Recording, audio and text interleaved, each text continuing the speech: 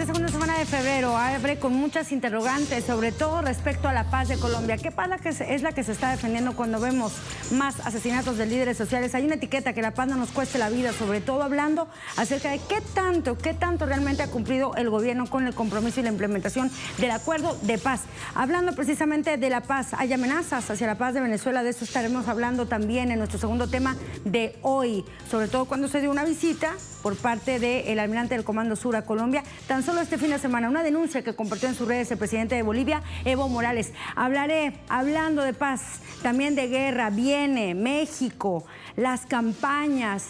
Hay una guerra sucia en contra de varios candidatos y una guerra sucia que también se ve a través de las redes. Lo estaremos abordando también con un invitado desde México para hablar de las elecciones y la guerra que viene, y también continuaré con unos mensajes políticos que también caracterizaron este inicio de carnavales. Así entonces, con los temas y las etiquetas desplegadas, comenzamos.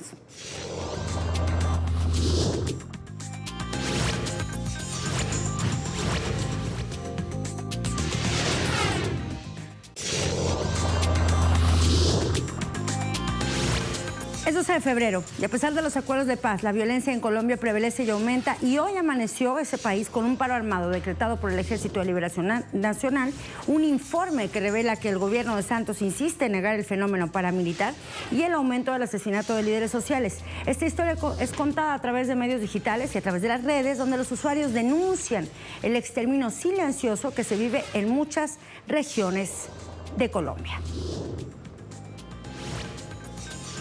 Vamos a ver también el repaso de medios. Si comenzamos con el exterminio silencioso que tenemos en varias redes sociales, hay videos y por ejemplo vamos a ver lo de Magdalena y unos campesinos que exigen garantías para una vida digna. Asesinado el 29 de enero de 2018. Él se desapareció el lunes en la mañana. Fue a hacer un mercado al municipio de Cantagallo y a las 6 de la tarde empezamos a ver que no llegaba, nos desesperamos, empezamos a buscarlo y hasta el martes en la mañana lo encontramos muerto.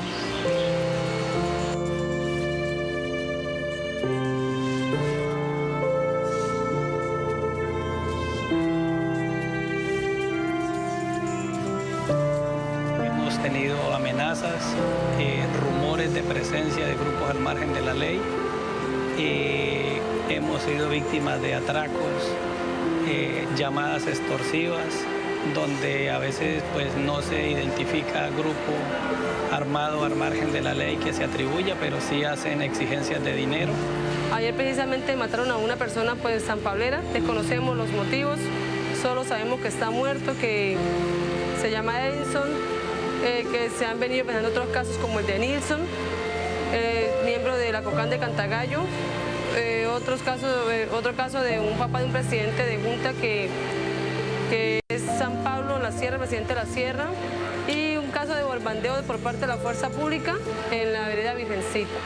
Lo bajaron, iba con todas las personas allí en la camioneta, lo bajaron y sin medir palabras con él le dispararon, lo mataron de una manera pues que la comunidad, y conociendo quién era él, pues se encuentra algo consternada.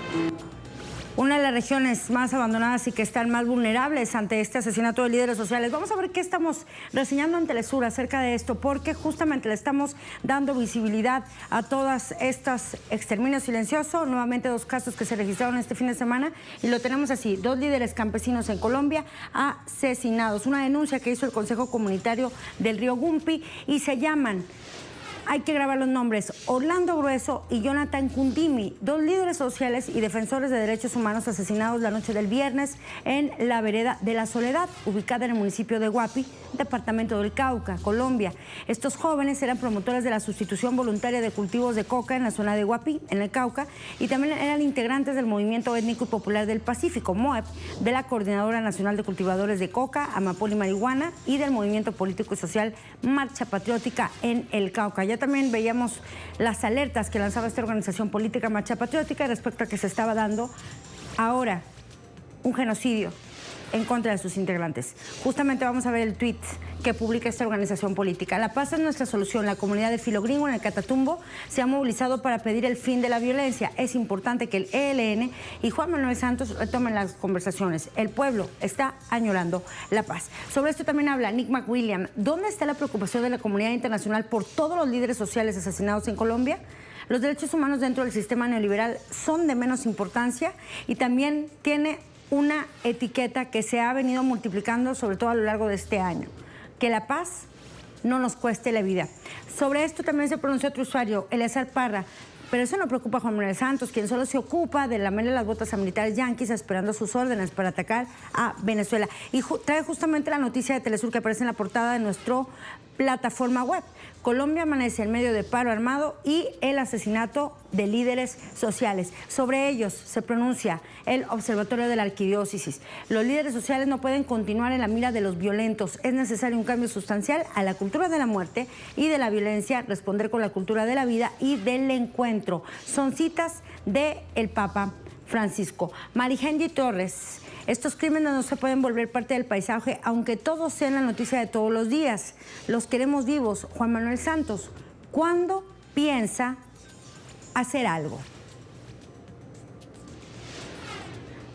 Hay organizaciones que dan respuestas. Sí es sistemático y sí es genocidio. Así lo titula y concluye el Ejército de Liberación Nacional en esta noticia y en esta publicación que compartieron a través de su página ELN Voces, Ejército de Liberación Nacional, con la cuenta de Twitter.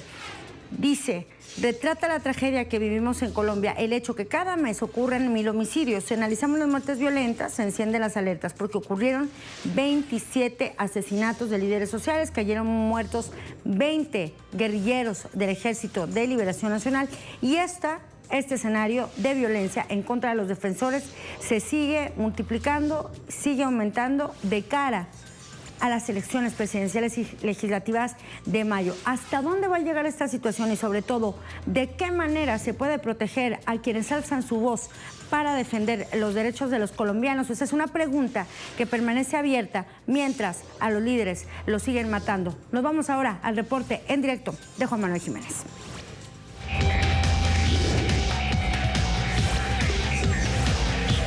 El movimiento político y social Marcha Patriótica ha denunciado el asesinato en las últimas horas del joven Deriver Quintero. Él era presidente del Comité de Deportes de la Junta de Acción Comunal del barrio La Tarrita en Catatumbo.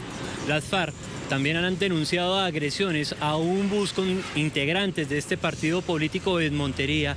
De este hecho resultaron 3 personas heridas, entre ellos viajaban niños, jóvenes, mujeres y ancianos. De otra parte, continúa el paro armado decretado por la guerrilla del ELN en todo el país. Las comunidades están viviendo la zozobra en cada región y le exigen al gobierno y a esta guerrilla implementar de una vez por todas el 5º ciclo de negociaciones en Quito y poder formular una estrategia de cese bilateral para que el conflicto no los siga golpeando como hasta ahora. Está José Manuel Jiménez, nuestro corresponsal en Colombia, y de aquí también hay que hablar porque estas noticias, estas informaciones van ligadas. Y hablaré ahora a continuación del país vecino, donde ya lo decían, lo tienen en la mira, lo tienen y lo han señalado analistas, lo han señalado activistas, defensores de derechos humanos. ¿Por qué Santos tiene la mira puesta en su nación vecina? Y también se refiere a ella, una crisis humanitaria.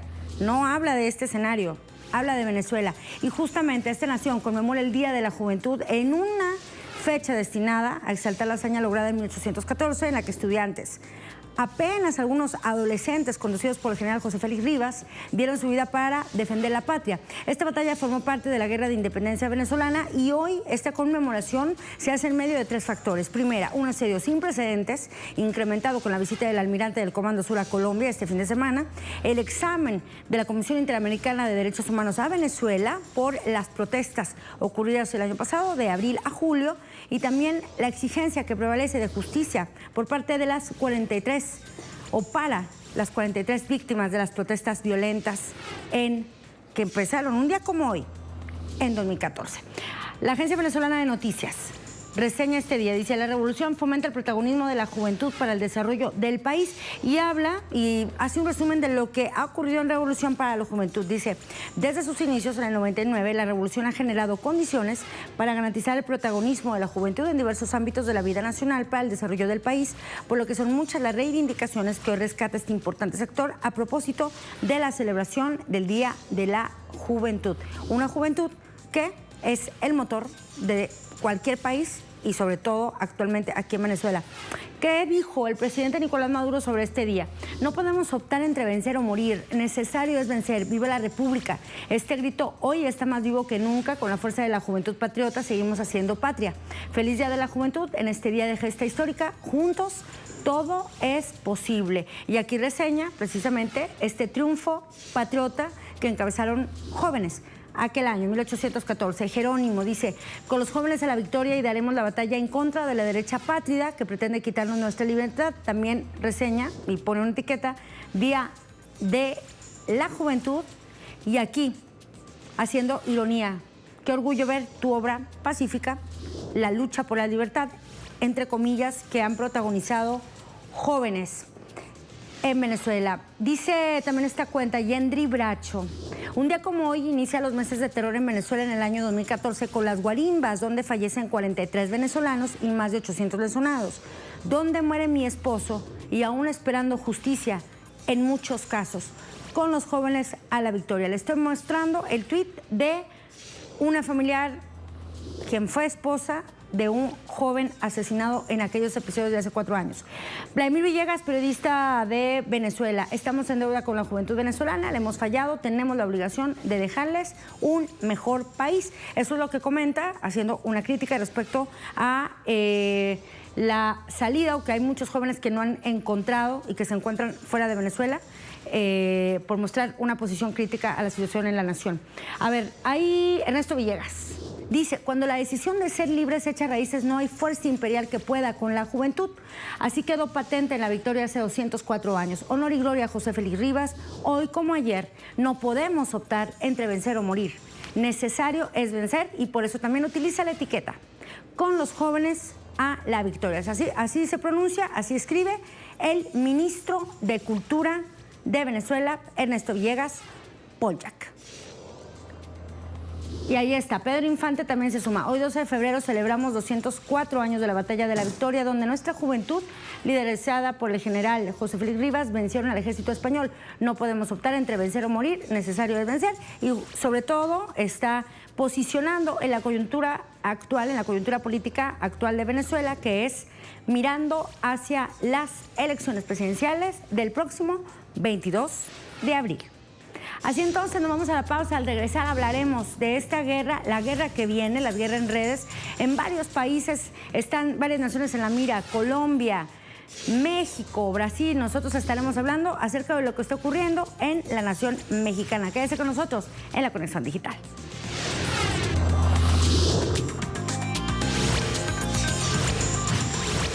Y lo dijeron varios analistas, por ejemplo, uno de ellos, un estratega que se hace llamar un asesor, dijo, tengo en la mira impedir que Andrés Manuel López Obrador gane las elecciones presidenciales de julio. Le estoy hablando de JJ Rendón y de cómo a partir de una declaración así comenzó toda una serie de agresiones a través de las redes. ¿Por qué? Bueno, porque la extensión del uso de Internet y su accesibilidad cada vez mayor puede resultar un arma de doble filo para los candidatos. La libertad informativa del universo digital no excluye una intoxicación avasallante en las redes. ¿Y de qué estamos hablando cuando hablamos de elecciones? Bueno, de creación de bots, de desinformaciones, de mentiras, de fake news, todo eso multiplicado en cuestión de minutos a través de las redes, y muchos al día de hoy siguen creyendo situaciones que en realidad resultan ser una mentira, mentiras que pueden llegar a ganar elecciones. Regeneración lo tiene de esta manera. MEA de presidente, bots colocan la tendencia, pero usuarios reales le responden. Ahí está hablando acerca de una situación que se dio hace solo unos días allá en México, justo ayer. ¿A qué se refiere?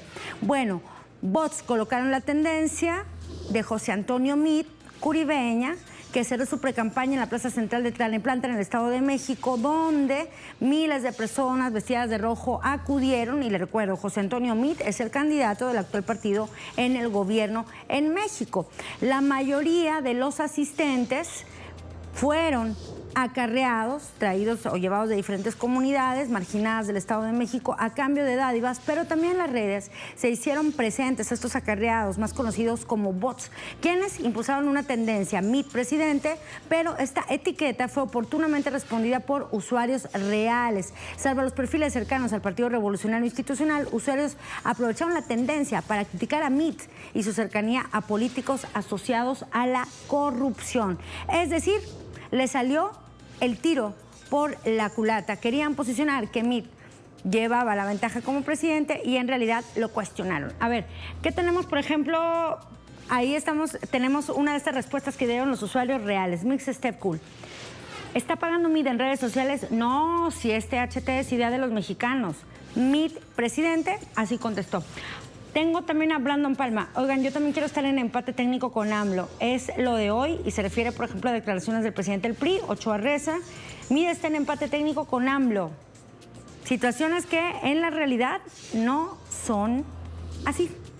Recordemos también que la campaña contra el líder del Movimiento de Regeneración Nacional, Morena, Andrés Manuel López Obrador, y precandidato presidencial, sobre el presunto apoyo que algunos estiman que recibe de Rusia para afrontar las elecciones presidenciales que ocurrirán en México el próximo domingo 1 de julio. Se hizo toda una campaña que Andrés Manuel tuvo que responder diciendo así: soy Andrés Manuelovich.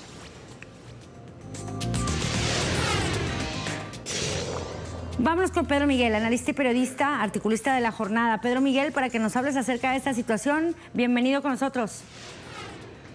Gracias, Adriana, ¿qué tal? Muchas gracias. Bueno, pues estamos viendo una repetición en farsa de lo que ocurrió en 2006 como una tragedia, que fue una guerra sucia impulsada por sectores empresariales y oficiales gubernamentales en contra de López Obrador, que fue tildado de un peligro para México. El estratega principal de esa campaña fue el español Antonio Sola, y esto logró intoxicar de manera perdurable tal vez a un tercio del electorado, a un 25% del electorado, y provocó una fractura terrible.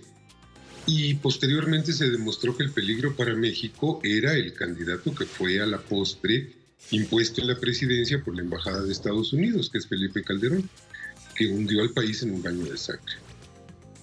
En 2012 esto se repitió ya con una presencia de redes sociales, se repitió la campaña sucia, pero ya no tuvo efecto. Se repitió a favor del actual presidente, Enrique Peña Nieto. Ahí se inventaron los Peñabots, es decir, los servidores que simulan tener miles de usuarios y que repiten consignas en contra del candidato opositor, López Obrador. Pero esto ya no tuvo un efecto determinante. En 2012 lo que tuvo un efecto para distorsionar la voluntad popular fue la compra masiva de votos a cambio de dinero. Y en 2018 esto es una farsa. Ya. Es decir, parece que el régimen y sus dos expresiones electorales, que son José Antonio Meade, como tú decías, pero Ricardo Anaya también, es la otra fórmula del oficialismo, y la carta de recambio que está lista para enfrentar a López Obrador ante el inminente derrumbe de José Antonio Meade, persisten en estas prácticas, contratan a este JJ Rendón. Antonio Sola, el de 2006, ya dijo que López Obrador va a ganar la presidencia, que es prácticamente inevitable y que no es ningún peligro para México. Y han hecho cosas aún más grotescas. Inventaron un videojuego para matar a simpatizantes de López Obrador. De esto se trata el videojuego.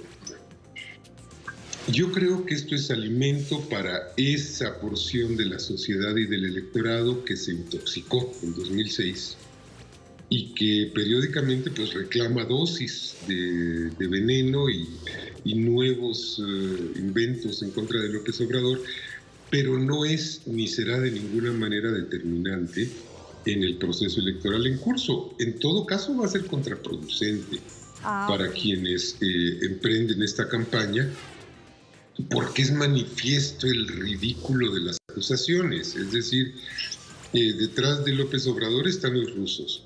López Obrador va a convertir a México en Venezuela. López Obrador, bueno, falta que digan que los extraterrestres están detrás de López Obrador. Que López Obrador está detrás de todo. Pero entonces, los mexicanos, Pedro Miguel, ya están o estaríamos vacunados contra toda esta guerra en redes, se podría decir así. O sea, estas redes o campaña de miedo en redes, como la que vimos en el 2006, ¿no van a funcionar rumbo a los comicios de julio? No van a funcionar, Adriana. No van a funcionar porque las redes sociales tienen una mecánica muy distinta a la de los medios tradicionales, es decir, la televisión bombardea de manera unívoca, sin posibilidad de cuestionamiento ni de diálogo. En las redes sociales es muy difícil aplicar la consigna goebbelsiana de que una mentira repetida 1000 veces se convierte en verdad, porque ahí lo que pasa es que una mentira repetida 1000 veces es desmentida 1000 veces. Y quien acaba siendo afectado por esto es el emisor de esa mentira. Eso por un lado. Y por otro lado, bueno, ya es insostenible decir que López Obrador es un factor de violencia cuando Calderón y Peña Nieto han ensangrentado al país de una manera atroz. Es insostenible decir que López Obrador va a llevar al país a una crisis económica cuando el país está en una crisis económica terrible, justamente porque se cumplieron las amenazas de privatización salvaje, indiscriminada y corrupta que formulaba Peña Nieto en su campaña. Entonces esto ya no tiene asideros. Esa guerra sucia va a seguir posiblemente porque es negocio para algunos despachos informáticos, para algunos actores como Rendón y otros que surjan por ahí, pero no va a tener un efecto determinante. Yo creo que a estas alturas lo que hay es un electorado que está muy exasperado por 12 años de catástrofe y una situación nacional que exige un cambio. Entonces, no veo un éxito de estas guerras sucias. Como dicen en México, o decimos en México, Pedro Miguel, estamos ya curados de espanto. Muchísimas gracias por esta entrevista. Gracias a ti, Adriana. Gracias. Un saludo allá, articulista de la jornada, Pedro Miguel. Hablando entonces de que realmente una cuestión es todas las etiquetas, los bots que se quieran posicionar en las redes sociales, y otra muy distinta, lo que pasa en la realidad. Me voy ahora también hablando de política, pero con fiesta. Estamos en carnavales en varios países, en buena parte del mundo. Las caravanas aprovechan la ocasión para reflejar la realidad que viven las naciones, así como los problemas políticos, económicos y sociales. De este caso, de este tipo de mensajes no escapa, por supuesto, Brasil. Vamos a ver entonces qué fue lo que se señaló como parte de estas conmemoraciones. Y lo tenemos ahí a través de la cuenta de nuestro compañero Nacho Lemus, @LemusTelesur. Ahí está. Olé, olé, lula, lula, en la voz de una multitud durante un bloco de carnaval en Río. Y el presidente de facto, Michel Temer, fue uno de los protagonistas del carnaval de Río de Janeiro, gracias a la escuela de samba Paraíso de Tuiuti Queen, que lo personificó. Esta famosa escuela de samba realizó una caravana que lleva un vampiro del neoliberalismo con una banda presidencial sentado sobre una muleta. Mejor muestro la imagen para que usted vea cómo fue. Ahí está. Claro, la manera en que personificaron a Temer comandando las reformas neoliberales que violan los derechos, sobre todo de los trabajadores y de las poblaciones vulnerables. ¿Cómo se vivió esta crítica a Temer al ritmo de samba? Lo vemos.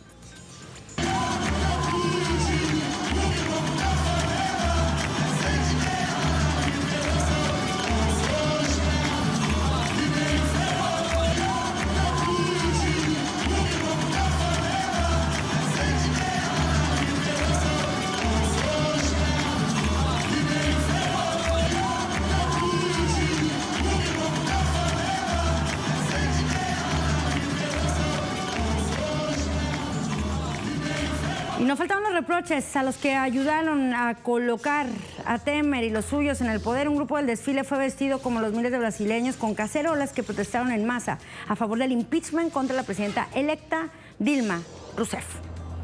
Ahí están los tweets. De inmediato, los brasileños están hablando también de este mensaje y esta campaña en contra del acoso sexual. Dice, no es no. Que cuando la mujer dice no a usted, significa que ella dijo no, que ella le dijo no.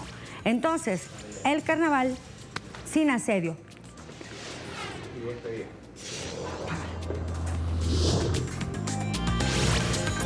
Así entonces nos vamos, gracias por su acompañarnos, por su sintonía, también a todo el equipo de redacción, producción, cabina y estudio que hacen posible esta conexión digital. Nos despedimos recordando a Julio Cortázar, el querido Julio Cortázar, falleció un día como hoy en París, Francia, víctima de leucemia. Se le han hecho muchos homenajes a este gran escritor argentino. Nos vamos con algo, una de sus canciones, se llama, inspiradas en su obra, Blues para Maggie. Gracias, lo espero mañana. Nos hicimos jugando todo el mal necesario. Ya ves, no es una carta esto. Nos dimos esa miel de la noche, los pares, el placer boca abajo, los cigarrillos turbios. Cuando en el cielo raso tiembla la luz del alba. Ya ves, y yo sigo pensando en ti. No te escribo, de pronto miro al cielo, esa nube que pasa, y tú quizás allá en tu malecón mirarás una nube, y eso es mi carta.